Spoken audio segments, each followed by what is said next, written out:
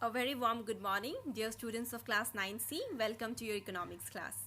So students, this chapter is almost going to be completed. In the last class, I gave you all 3 questions from your textbook exercise. Question number 10, question number 12 and question number 15 as your homework. So many of you have done it and many of you have not done it as well. So I request all those students who have not done it, so kindly do it and submit in your Google Classroom. Okay.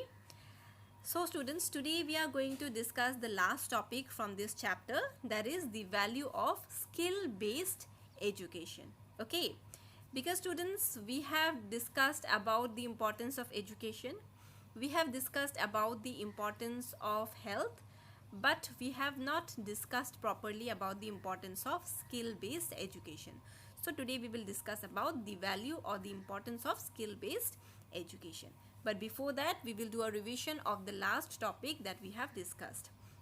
So students, if you remember, the last topic that we have discussed is the nature of unemployment in India. So students, when we discussed about the nature of unemployment in India, we came to know that in India, statistically, the rate of unemployment is low. Okay. So even though it sounds very good that in India the rate of unemployment is low, but the reason behind this is not very good. The reason is, in India there are a large majority of people who are engaged in petty jobs which offer them very small amount of wages or a very small amount of salary, okay, whose earning potential is very less. But still there are many people who are engaged in such jobs, and those people are also counted as employed. So that is the reason in India the rate of unemployment is low. But then there are a vast majority of people who live in a very pathetic condition, whose earning is not very good. Why? Because they are engaged in such kind of petty jobs. So now why they are engaged in such kind of jobs? Because students, in India we know that there are many poor people, and the poor people cannot afford to sit idle at home. So whatever job opportunities they get, they quickly accept it. They do not think twice. Okay. So irrespective of its earning potential, they never consider the earning potential of the job. Whatever jobs they get, they quickly accept it. Okay. So that is the reason in India a large majority of the people are always found to live in a situation of poverty.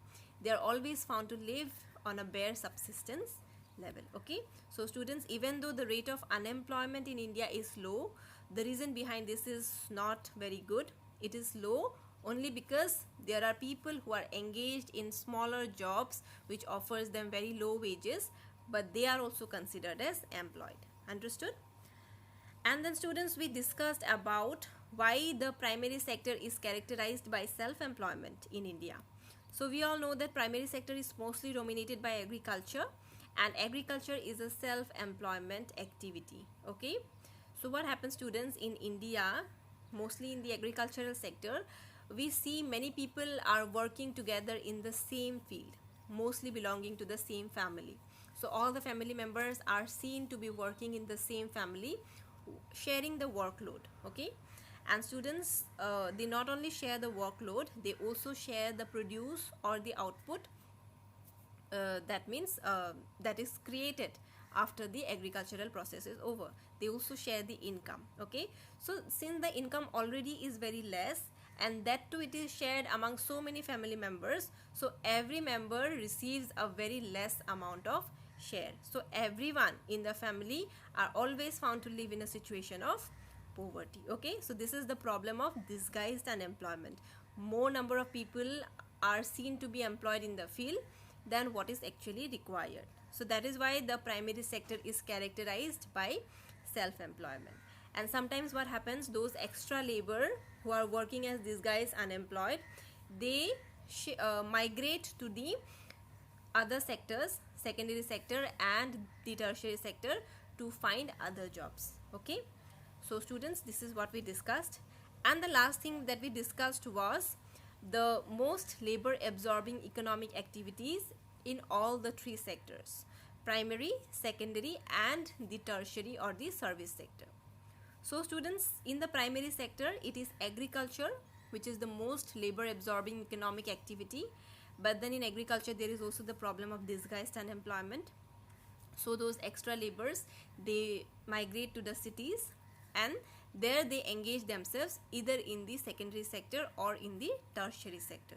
So when they engage themselves in the secondary sector, which is the most labor absorbing economic activity in secondary sector, it is small scale manufacturing. Okay, and if they choose to engage themselves in the tertiary sector, then tertiary sector's most labor absorbing economic activities are IT, information technology, and biotechnology. Okay, so if we divide the economy into three sectors, in the primary sector it is agriculture, in the secondary sector is the small scale manufacturing, and in the tertiary sector it is biotechnology and IT, which are the most labor absorbing economic activities. All right, so students, today we are going to discuss the last topic from this chapter, that is the value of skill based education.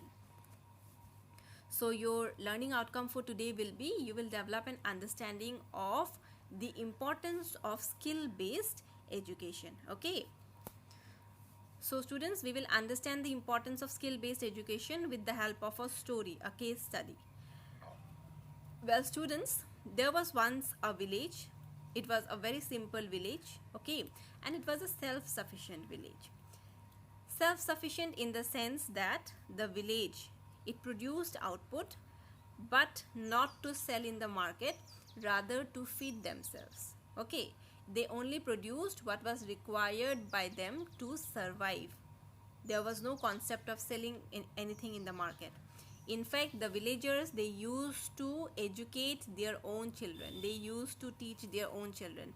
There was no school in the village. Okay, the villagers, they used to stitch their own clothes. There was no tailor in the village.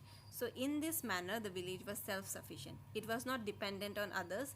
The village, in fact, had no relation with the outside world. It was a simple village. It was just spending its life like that. Okay, that means it was a very simple village with no economic activities. Okay, but students, one family decided to send their son to a nearby agricultural college, and that was the beginning of prosperity in the village. So one family in the village decided to send their son to an agricultural college, and the result was that after a few years, the boy, he turned into an agro engineer.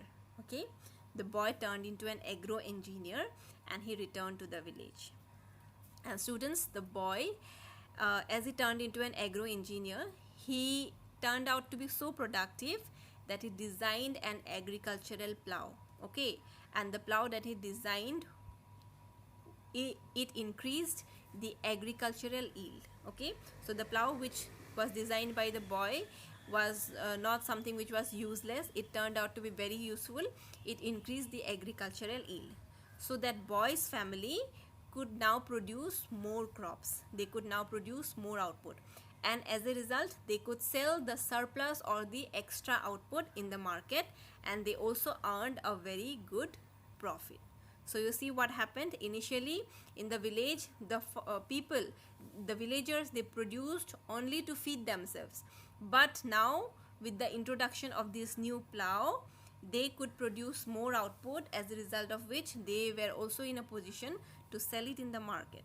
Okay, and they earned a very good profit from it. Okay, and students, seeing this, the other villagers, they too aspired to send their children to school, because they observed how the family was able to make a very good profit, how that boy's family was able to make a very good profit by selling the extra crops in the market.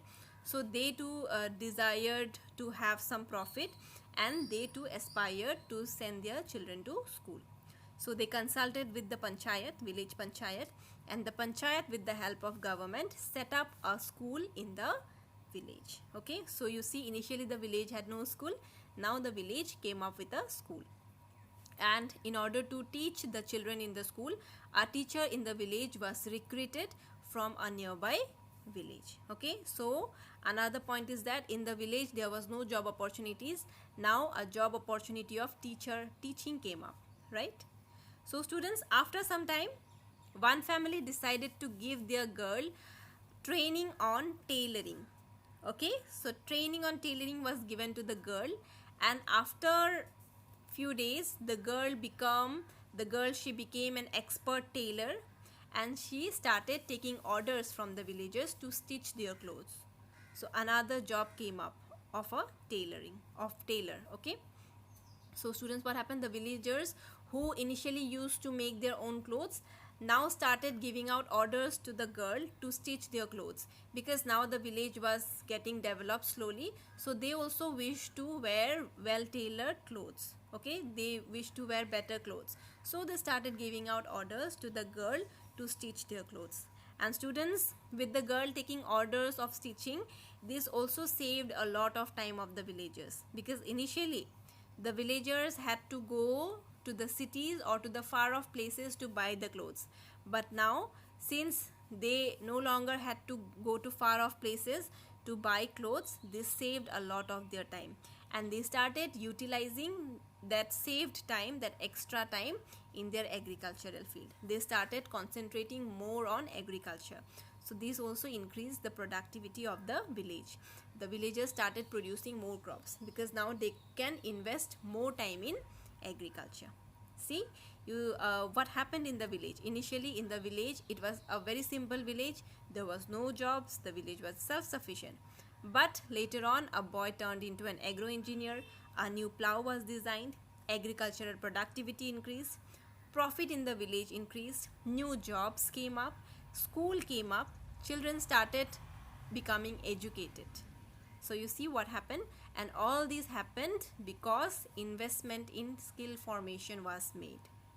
So you see the importance of skill based education. So students, investment in skill formation led to human capital formation, and the village, which was once a very simple village, it turned into a place having modern economic activities. So this is the power of skills.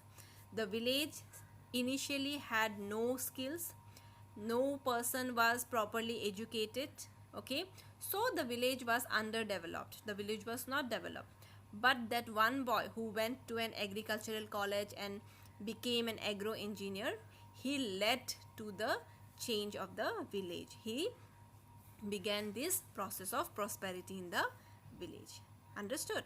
So students, this is how skill formation can turn a simple place into a place with modern economic activities. This is how skill formation can turn an underdeveloped village into a developed village. This is how skill formation can turn people who were initially like liability. Skill formation turned them into productive people. They started contributing to the economy. How? By making profit in the agricultural sector. Initially their contribution to the agricultural, that means initially their contribution to the nation was zero. They were not contributing anything to the nation, because whatever they were producing, it was just to feed themselves. They were not producing anything extra. But now with that new plow, the people started producing more. They started selling it in the market. They started making profit. So that's how they started adding up to the national income of the country. Understood? So students, these are your homework for today's class. First question: can you imagine a village which initially had no job opportunities but later came up with many? So you can take the example of this particular village, or you can frame your own story, your own imaginary or hypothetical story. Okay, but please make sure that you elaborate it, since it is for 5 marks. Then the second question: what is the full form of GNP? So GNP means gross national product. Then the third question: what kind of investment be made on a child? So students, investment in education, health and skill formation should be made on a child. Okay. Then the next question: why do educated parents invest more in their children's education and health? So since it is just for 1 marks, please write your answer to the point. This is because educated parents understand, or they realize the importance of health and education. Okay. Now come to the last question. How do illiterate parents create a vicious cycle for their children? So students, you can write illiterate parents create a vicious cycle for their children because since they themselves are illiterate, they are not aware of the importance of health and education. Therefore, they tend to keep their children in a similar disadvantageous state. Alright. So students, kindly do these questions, submit in your Google Classroom against the assignment which has been created, and you need to submit today itself in between 8 to 9 p.m. okay, and in case you come up with any doubt or any queries, do ask me. Okay, thank you so much students. See you all in the next class.